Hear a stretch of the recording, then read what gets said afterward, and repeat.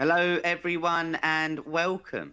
Welcome to our year ahead outlook on themes. It is 10 a.m. here in London, 25th of November. And anyone in the audience, it'd be an absolute pleasure if you could just type a Y in the chat, just to let us know that you can hear us, just so I know we are speaking to someone in general. But yeah, let me know if coming through loud and clear. This is the fourth of our 5-year ahead outlooks. So today, as mentioned, we're focusing on themes, and I have to say this is up there with the one I've been most looking forward to. We've got a great panel for you all today. I'm joined by Danny Brinker, Ben Laidler, and Josh Gilbert. So we're in great hands for the session ahead. The slide that you can see on the main screen is what we're going to cover. So we'll touch upon why thematic investing is booming. We'll talk about the economic reopening and how that's just starting. We'll also touch upon work from home stocks. We'll also look at sort of renewables, crypto assets, of course. We're going to touch upon that. And then China as well. And as usual, we've got time for a Q&A at the end of the session. And of course, we have a couple of polls too. Before we get going, as usual, I just want to touch upon the disclaimer. It wouldn't be an eToro webinar without one. So I'm just going to bring this up for myself. I know on all your web pages you can see this as well. So just to be aware, this is a marketing communication, should not be taken as investment advice, personal recommendation, or an offer of or solicitation to buy or sell any financial instruments. The material has been prepared without taking into account any particular recipient's investment objectives or financial situation, and has not been prepared in accordance with the legal and regulatory requirements to promote independent research. Any references to past or future performance of a financial instrument, index, or a packaged investment product are not and should not be taken as a reliable indicator of future results. eToro makes no representation and assumes no liability as to the accuracy or completeness of the content of this publication, which has been prepared, I should say, utilizing publicly available information. But now we've completed the disclaimer, let's get on to introducing our speakers today. Danny Brinker, who is the head of portfolio investments here at eToro, so we literally couldn't really be in better company there. He has more than 15 years of experience in capital markets and consulting. During those 15 years, he has led consulting teams specializing in financial risk management for corporate entities, and also co-founded a tech startup that enabled B2B clients to implement and integrate social networking applications in their day-to-day management.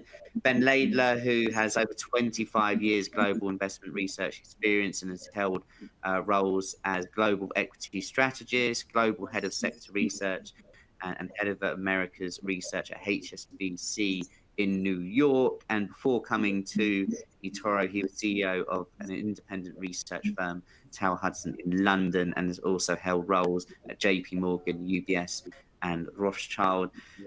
Last, but by absolutely no means least, Josh Gilbert, who is flying our flag for our Australian audience.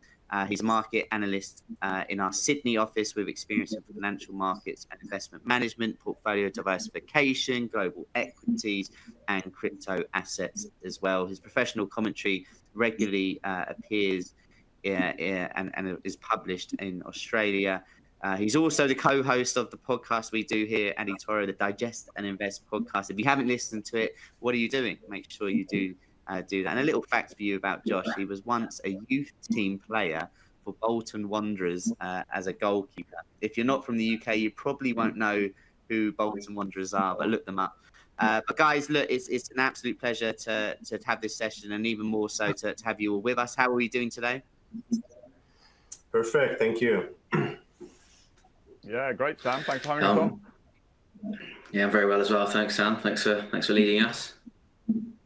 Awesome, fantastic. Well, look, we'll kick off with a poll. It's a relatively straightforward yes, well, not a yes or no, but 3 options for the audience. So please do have a vote on this. And the question before we get into the main content is: what do you think is becoming more important for investing when looking for potential opportunities? Are you going down the route of looking at countries in specific, or certain sectors, or themes in general? So have a vote on this. This will be up there for the next sort of minute or so. If you can't find the poll, just minimize quickly the video of us speaking. You should be able to see that. But I've also just highlighted it for all of you as well. So do have a vote on that. We've got another poll coming up later, but as mentioned, we've got a few topics to cover today. We've got a Q&A at the back end as well. But for me, I actually this is definitely the one that I've really been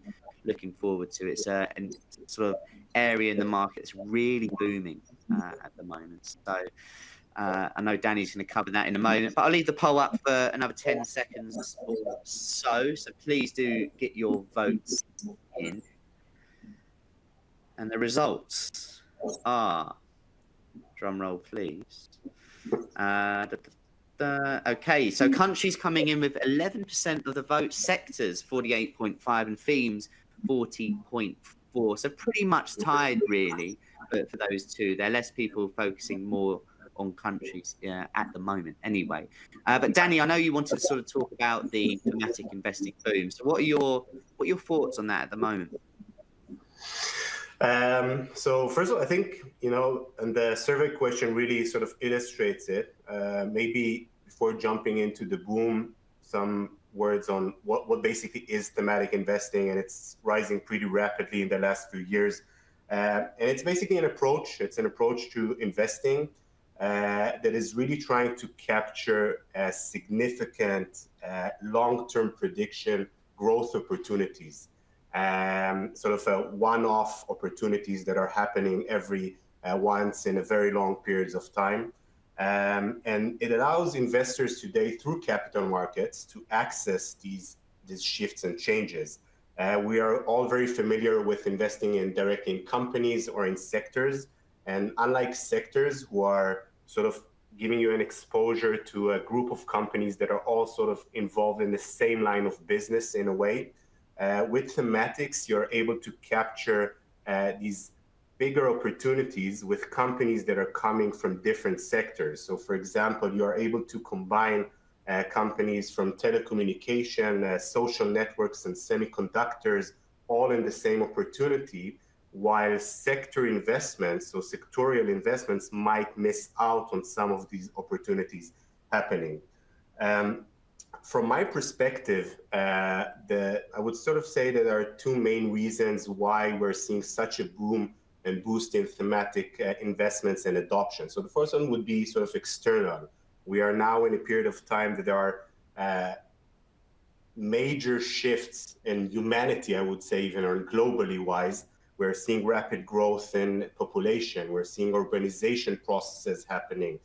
So these shifts are heavily driving the further development of technology in order for us to be able to maintain and to take part with these changes. So this is sort of an external part that is driving thematics in general. And the second part would be sort of internal into capital markets. So we have much wider access to capital markets today. The awareness to long-term investing is rapidly growing, and people are more willing to, so the rise of the retail investor is really bringing a whole new type of investor into the market. And these two powers together really drive the increase of thematic investing.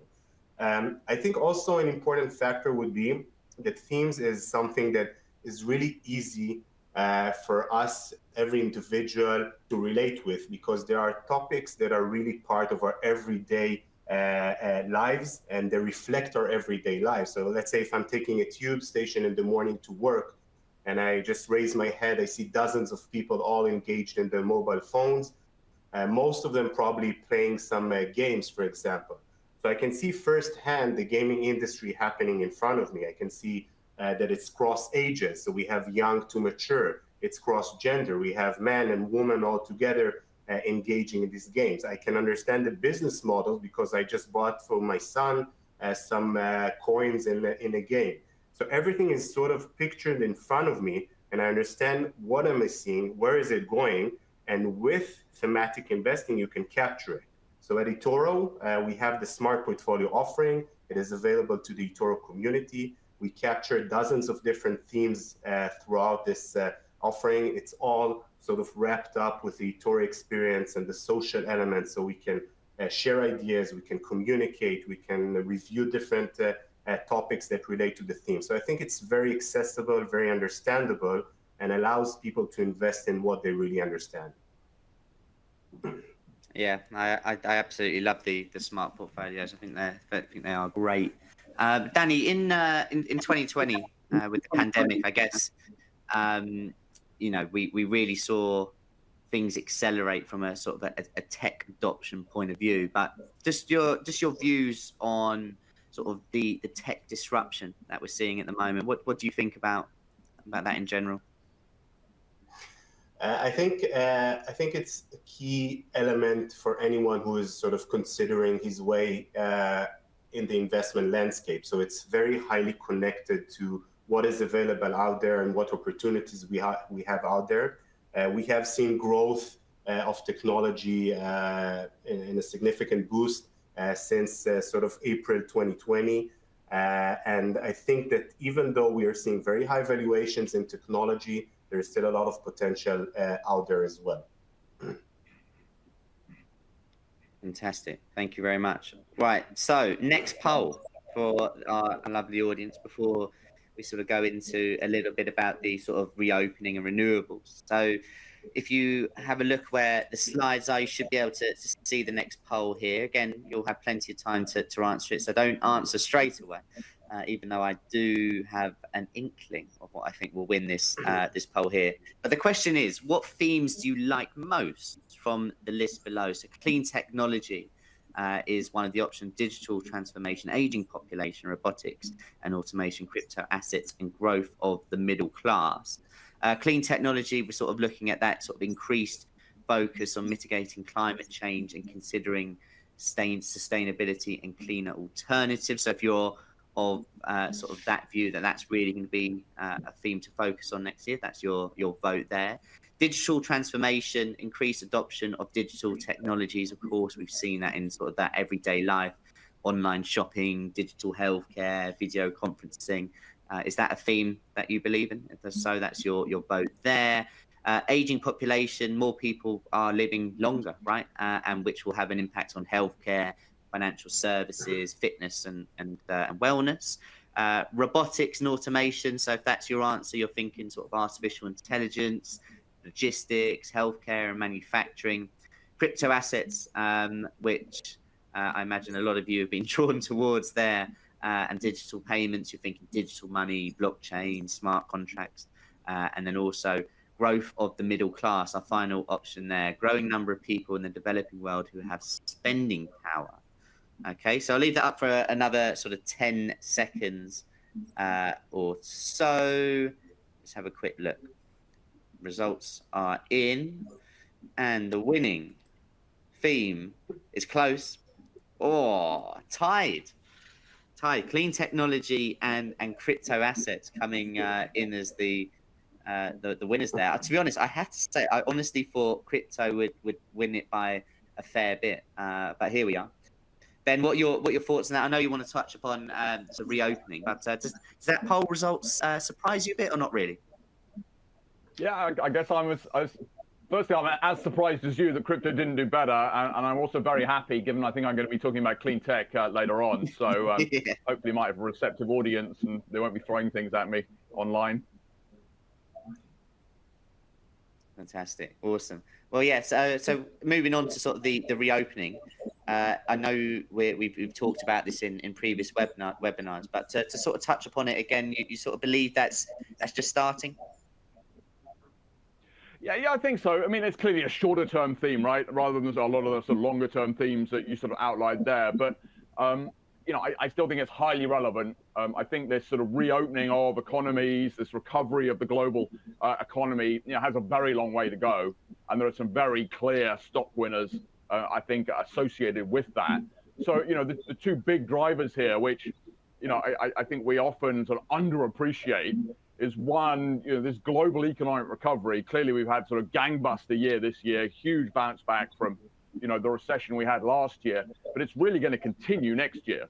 So global GDP expectations for next year is for 5% growth. So yeah, sure, that's a slowdown from this year, but it's still nearly double the sort of long-term average. And secondly, I think we often sort of underappreciate how sort of locked down we still are and how locked down economies still are.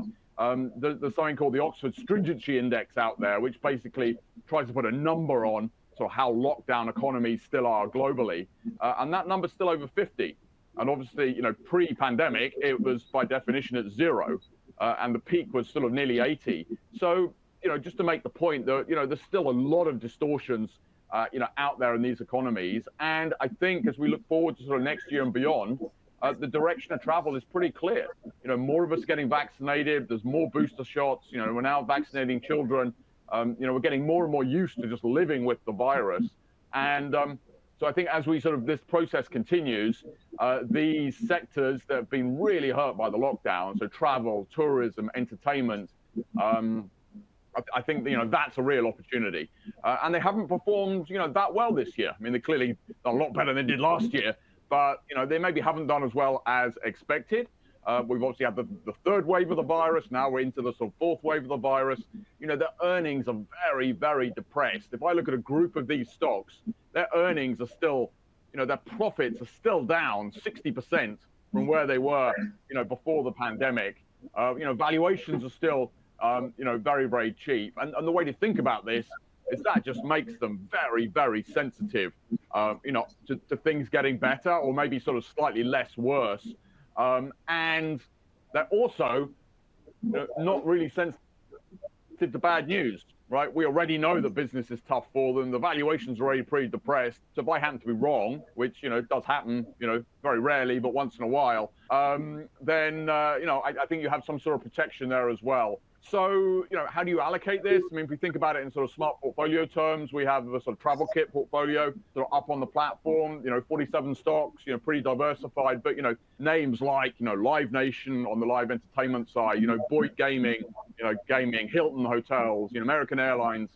I mean, these are the types of stocks that we're sort of talking about that I think are very depressed, but sort of could rebound here. The other one I think is sort of related. I mean, we're talking about the virus, right? I think the thing that's also changed there is just how endemic the virus has now become, right? This is not just, we're in and then we're out. We've all had the vaccine. It's clearly going to be with us, for longer.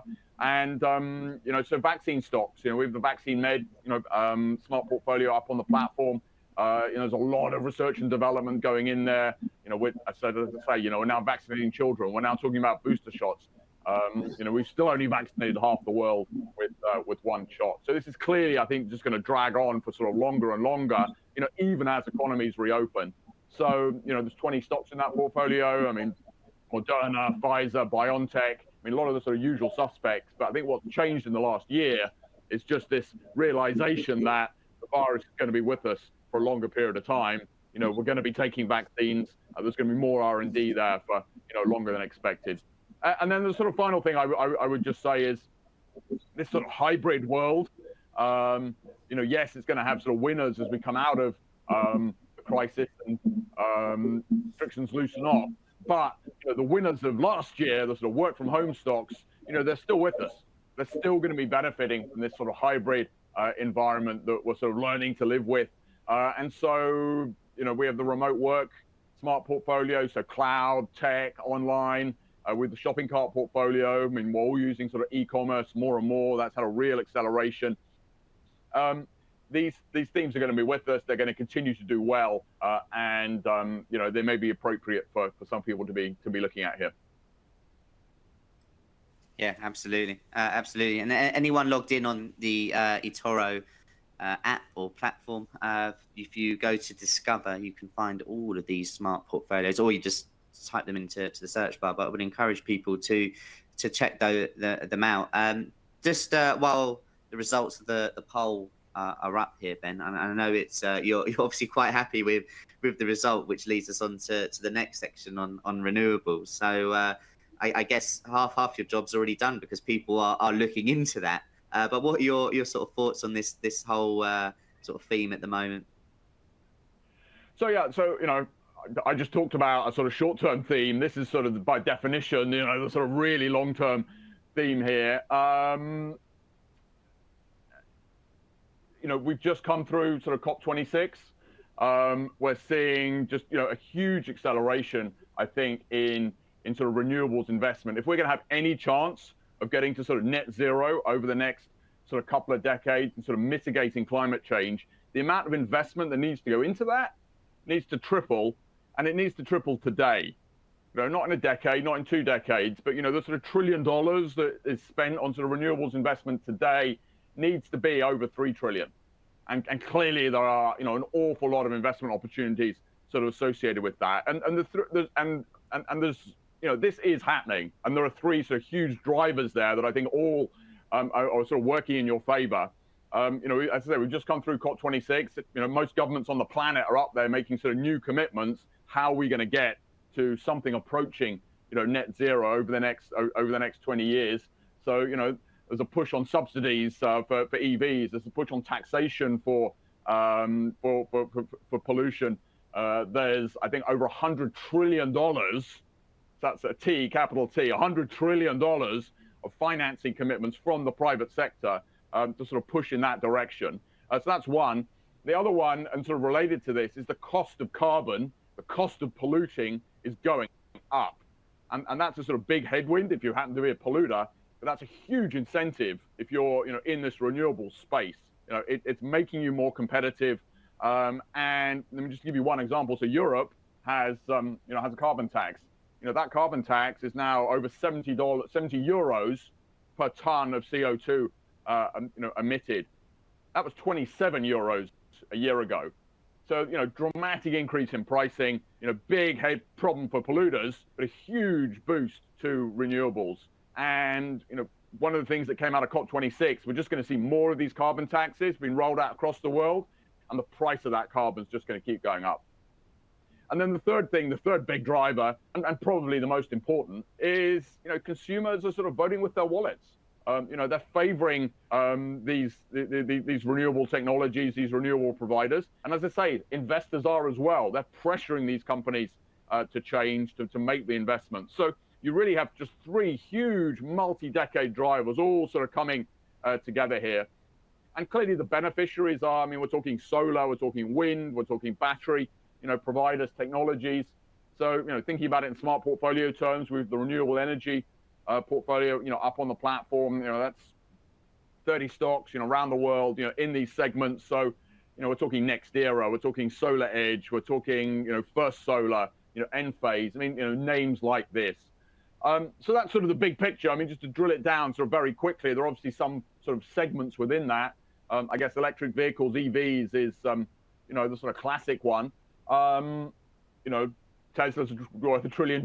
We've just had Rivian sort of IPO, sort of massive, numbers out there. But just to sort of put that in perspective, and sort of how you justify those numbers, and maybe even more, electric vehicles today is 1-2% of the global auto fleet.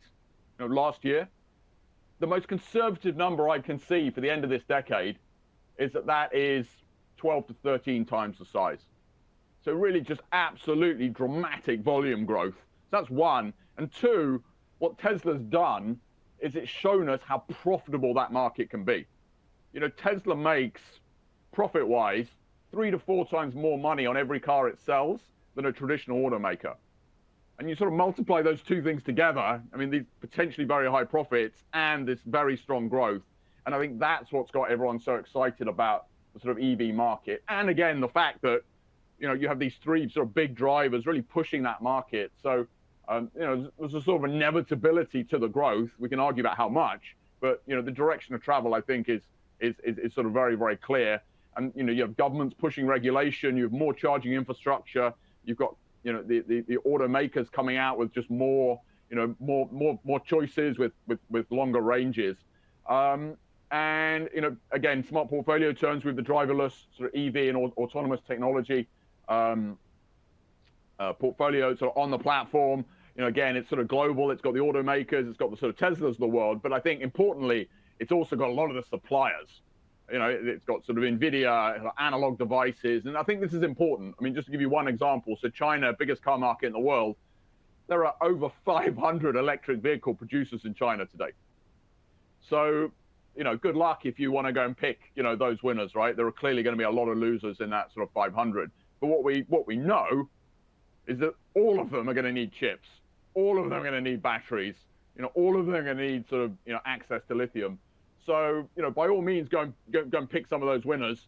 But, you know, also just think about, you know, who's supplying them. So, you know, if we're back in the sort of California gold rush, right? How did you make your money? Not by necessarily sort of discovering the gold, but by investing in the sort of picks and shovels that everybody needed to go prospecting. And I think that's worth sort of considering as you sort of look at this space, given, you know, we know there's a lot of growth coming. We're just not sure who the winners are going to be. Yeah, and also, if I want to, just to add a touch point on the renewables in every use case is driving far more than just the potential revenues of a single company. It's driving so much infrastructure investments involved in that. It is really changing the entire value chain. So as Ben said, the opportunities are available across it, and you really need to sort of diversify across all the board. Yeah, absolutely. Absolutely. So with the poll, clean technology, 29.3%, crypto assets, exactly the same, which brings us on to crypto. And obviously, Josh, you know, you're a big advocate of crypto. You talk about it regularly on the podcast. It's had an incredible 2020. But what are your sort of views at the moment on it sort of going mainstream and broad implications with that?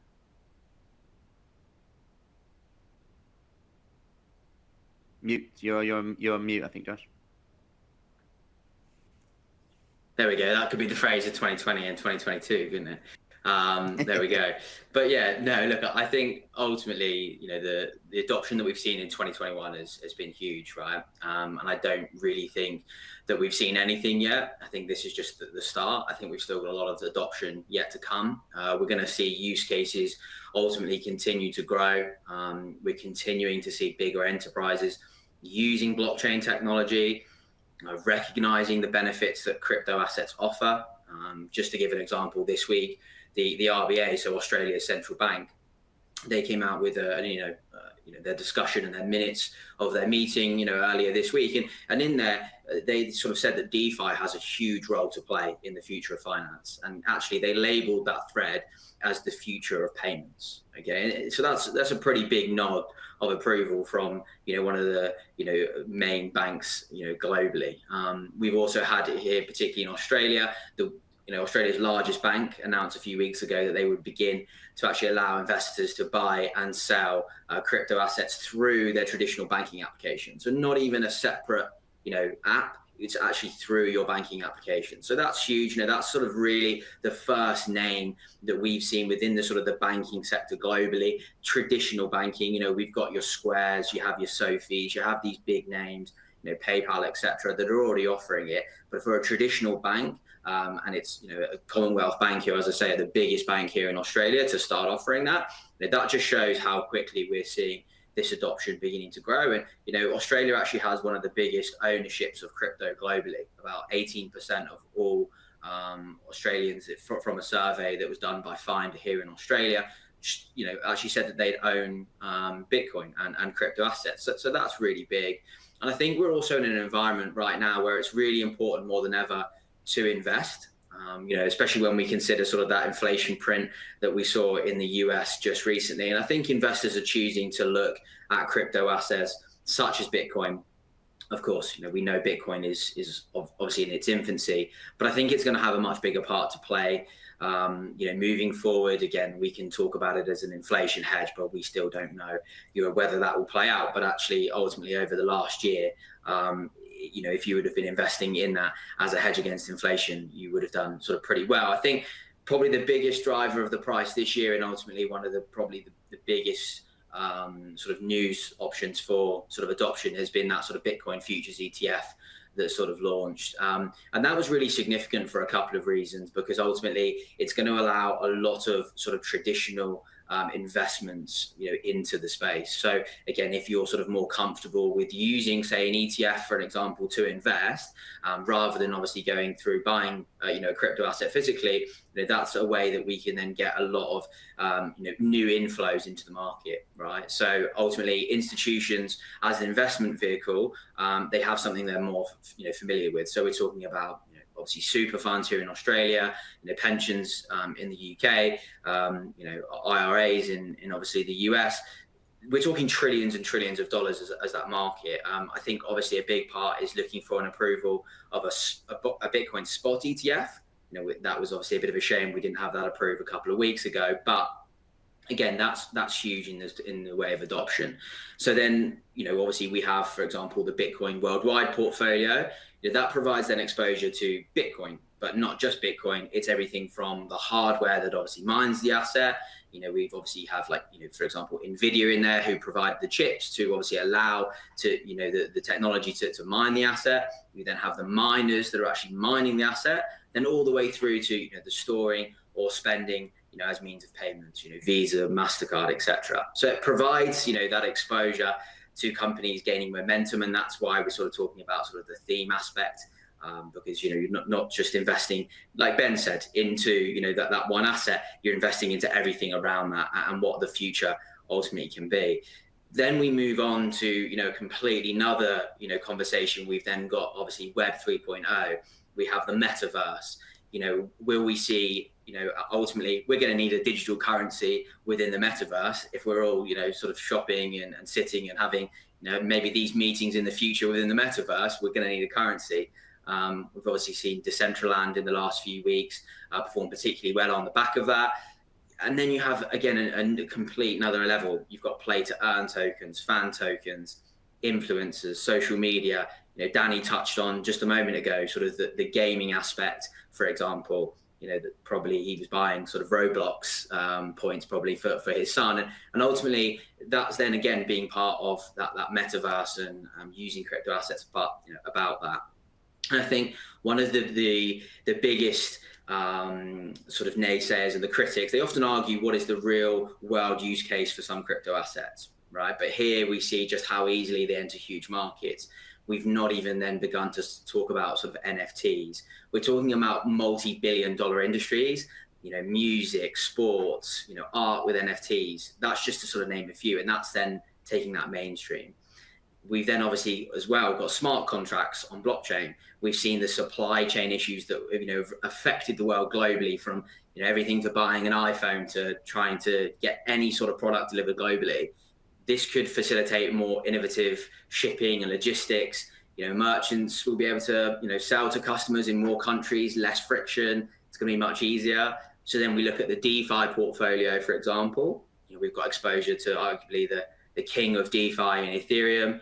Then again, as I say, the metaverse with Decentraland. Then you have things like Matic, Polygon, which obviously then helps build a framework for building and connecting Ethereum compatible blockchain networks. And that's when we then start building the smart contracts, and that's when it all starts to build. And then obviously, at the end of that, you've then obviously got staking through assets such as Ethereum as well, through the wallet, ADA, Tron.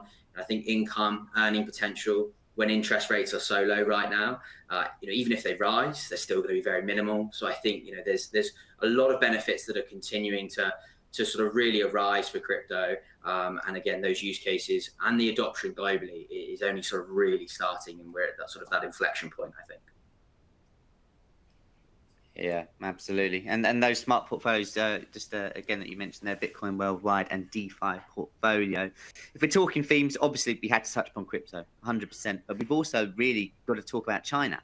And I know in recent webinars and the year ahead outlooks, we've touched upon China as well. But Josh, it'd be good to get your thoughts on that as a whole sort of subject as well. Well, look, it's been a difficult year, hasn't it, for China? Ultimately, I think if we were probably looking at the end of 2020, you would probably look towards China as that sort of economy that really flourished out of the pandemic the first, and a lot of investors were looking towards China as probably that front runner to probably perform the best in 2021. And then obviously we had sort of the regulation sort of crackdown. The worst could possibly be behind us. But I think ultimately, when we think about China leading in technologies over the past few years, China, the whole world has come a long way in technology advancements. Particularly in sort of 2020, don't really think anyone can match that sort of pace or the extent in which sort of how it's changed life for citizens in China. And I think ultimately, how they've achieved it is incredible, and they still sort of lead in many advancements, 5G, AI, etc. But in the now and the present, obviously, as we know, the tech sector has been pretty much battered over the last 6 to 12 months. We've got some really super low valuations right now. Alibaba trading at 15.5 times forward PE, so forward 12-month price to earnings. That's lower than stocks such as Walmart, Target, as traditional value stocks, and even close to financial names like JP, and Bank of America. This is a tech company that we're sort of talking about, with cloud technology, one of the largest e-commerce names, in China. But the reason is because these risks are now priced in, right? And this is why we're seeing sort of these valuations. Of course, there is always that level of risk that we might see further crackdowns down the line. But I also don't think that China is going to want to destroy, its own tech sector. I'm not sure they're sort of really, wanting to do that. If we look at specifically Alibaba, they've increased its stock buyback from 10 billion to 15 billion. They've repurchased 3.7 billion of its US listed shares since April 2021. And I think ultimately what that tells us is that they're investing, in their future, and they're investing to drive that future growth. And I think that's a great sign. It's sentiment. That's sort of going to hopefully weigh on investors' minds moving forward. But again, despite the strong fundamentals, this regulation is still, dampening sentiment. And I think when government policy is stable, that doesn't present too much of an issue, right? But now we're sort of seeing, as we say, valuations reflecting in sort of, investors' fears. So I think if we're targeting a more diversified approach to gaining exposure to these names, this is where thematic investing can really help to, a broader, more inclusive portfolio.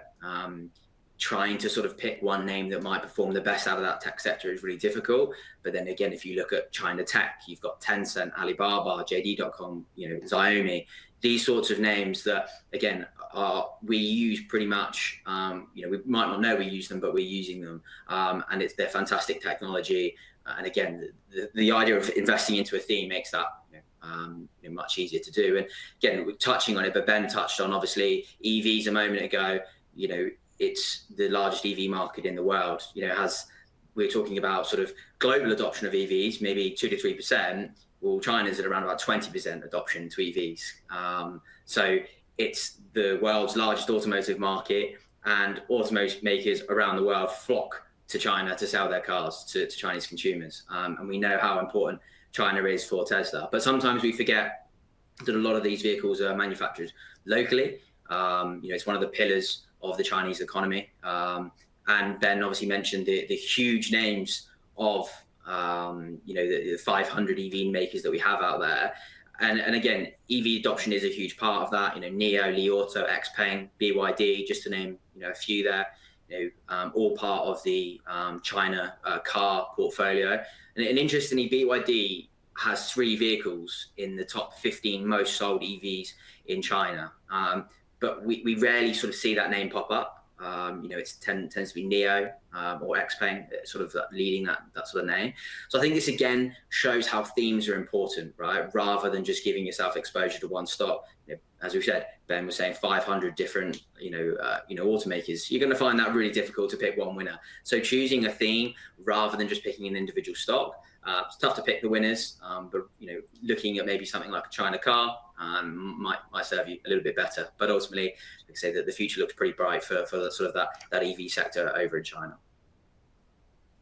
Yeah, for sure. You mentioned there Alibaba, and I was just having a look through the audience list, the attendee list, and I know there's a few people, names that I recognise who are hoping Alibaba can turn it around and push on in the short, medium, and long term there.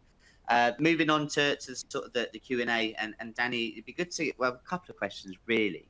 It could be good to get your thoughts on semiconductors as a whole, but also with we're saying here, and you can see on the slide that thematic in investing is booming right now. But when we talk about the broader risks, what do we kind of need to be aware of? So broader risks and semiconductors would be my question to you. Oh, you're on mute. Cool. Back again. So I'll take the first part to the semiconductors element. I think that this is sort of one of the two topics that I would watch out for the next a year or two going forward. I think that it would be the big techs and the semiconductor industry. Specifically, I mean, Ben touched on the big names on Tesla, and we're seeing Microsoft showing these hyper growth numbers. Microsoft is going to be 50 years old company in 3 years from now, and they're showing numbers, they're positioned amazing. So big tech, I think on one hand is still a lot of potential. Specifically for semiconductors, I think that they're really touching on all the elements that we've discussed. So technology, global shifts, and you know, they're in every device, from our cars all the way to the mobile phones and the smallest IoT devices. The entry barriers to this market are very, very high. The shortage that we've seen through COVID-19 has really put a lot of pressure on this industry. And I think that all of this combines together to strong names that are active over there. And we've captured that with the chip tech portfolio. We really broke down the entire value chain of the semiconductor production. So we have great companies from every type of sub-industry coming from different parts of the world. So I see a very positive outlook for the semiconductor industry specifically. In regards to the second part, so of course risk. So every investment, of course, bears risk with it, and it's something that needs to be always in mind and always in a point of consideration. I think that Josh touched on the single asset exposure. I think thematic investing is dramatically reducing that element. On the other hand, you are sort of committing yourself to a specific topic, while, for example, a sector might be a bit wider in that angle. But I think that thematics in general should be viewed as part of a bigger view on your wealth planning. So you have sort of your basic, your traditional allocation. You need to sort of take a lot of elements into consideration. But then there are themes and topics, as mentioned before, that you relate to, that you think have a strong prospect, that can really put on top of your sort of core portfolio and can really enhance it. So I wouldn't put, of course, all of my investments into one specific theme or even a few. I would do it in a balanced way. I would do it in sort of building it block by block. But altogether, very highly diversified. So we're reducing volatility. We're reducing the single stock exposure. And again, if done appropriately with a lot of thinking and planning, I think it's an interesting tool to apply into a portfolio. Thank you very much, Danny. And it's we move now on to the last question, which I'm a bit disappointed about because I could listen to you guys talking about these smart portfolios and these themes for a long time. But Josh, I guess when we've talked China, we've talked crypto, we've talked renewables, reopening, and sort of why thematic investing is booming, but we haven't really, I guess, touched upon sort of areas where the US is leading. So what sort of areas, themes are you sort of seeing where the US is in control, should we say? Mute 3 times. I'm back, sorry. But I think, you know, Danny touched on it there, which was the cloud, right? And I don't think we can ignore the cloud. I think that's got to be the first place to start. So obviously the cloud computing, you know, smart portfolio. I think the cloud shift, you know, is going to be a major benefit to Microsoft, you know, AWS, Google, 2022. You know, I think cloud shifts represent sort of this path over the coming years. And I think we're going to see a huge change in sort of spending. You know, it's going to reach trillions of dollars over the sort of the next decade. Again, the pandemic has only highlighted that further. The need to have, you know, this cloud-based working. Hybrid is likely to be the future. You know, we're seeing many big names, you know, opting to choose hybrid working. So I think we're ultimately picking that up. And again, we've covered chips, you know, a fair bit. So I don't want to touch on that too much. Danny touched on the chip portfolio. As you say, demands for chips are going to stay high. Chip shortage likely to ease into that first half of 2022. We've seen a stellar year for a lot of names. So I think just on that, I think the chip shortage has created some near-term headwinds for the whole host of industries, but ultimately the US is really leading. You've got AMD, you've got Nvidia, Qualcomm, Intel, etc. You could sort of go on, but they're in everything that we do, and I think they could potentially power this next decade of global growth. In sort of this increased world that we're sort of moving into, especially data driven. And probably I think one of the ones we haven't touched on, and I think this wraps everything up in terms of tech and what we've sort of talked about, would be cybersecurity. And again, cybersecurity smart portfolio. I think moving into 2022, we talk about everything and we compile it in. We're talking about Zoom, we're talking about that cloud transformation, remote working. I think more than ever, cybersecurity is a key budget for decision makers, CIOs, CEOs. It's really important more than ever. You do not want to have a cyber breach or anything in that level. We're seeing it in our everyday lives, that the damage it can do to businesses. And I think protecting these workloads, ultimately, I think this has become a huge priority. The latest infrastructure bill that we had from Biden that allocated $2 billion to cybersecurity. That's a big show of support for the industry, and it shows that this growing threat, as I mentioned, of online cyber attacks, just shows how important it is to protect businesses, and institutions sort of against the threat. And I think we're going to see that trend move into next year. Again, you've got CrowdStrike, Palo Alto, loads of big names in the US that really dominate the industry. But the cybersecurity sort of sector or theme, as a whole, more of the theme, we've seen that sort of outperform these sort of benchmark indices over the last 6 months, and that's off the back of some really strong, earnings reports from a lot of those big names.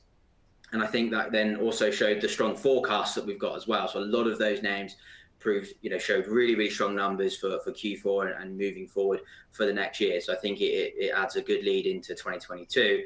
And I think, as I say, cybersecurity is where the US is leading, and it's going to be a huge part of what we see next year. Yeah, thank you very much, Josh. And as mentioned earlier, for those that are on the platform, you can go to Discover to find all these smart portfolios that have been mentioned in this webinar to check those out. But that is a wrap for today. Next Wednesday, I believe at 1 p.m. UK time, we have the final webinar, which is we can have a sort of look at the global multi-asset view as a whole. We'll talk about key risks from commodities to bonds and beyond. And we also have an incredibly special guest with us next Wednesday, so one not to be missed. But for today, Ben, Danny and Josh, thank you very much for joining. It's been an absolute pleasure to host you guys. And thank you very much. Thank you, Sam. Thanks for being a great host. Thanks, everybody. Thank you. Awesome. Well, look, guys, thank you very much for watching. I hope you all have a great rest of your day, and hopefully see you all next Wednesday. Of course, you can head over to the eToro Academy, where we've got a load of webinars. Ben and I do one on Monday, so if we don't see you Wednesday, hopefully we'll see you before as well. But take care, everyone, and have a great rest of your day.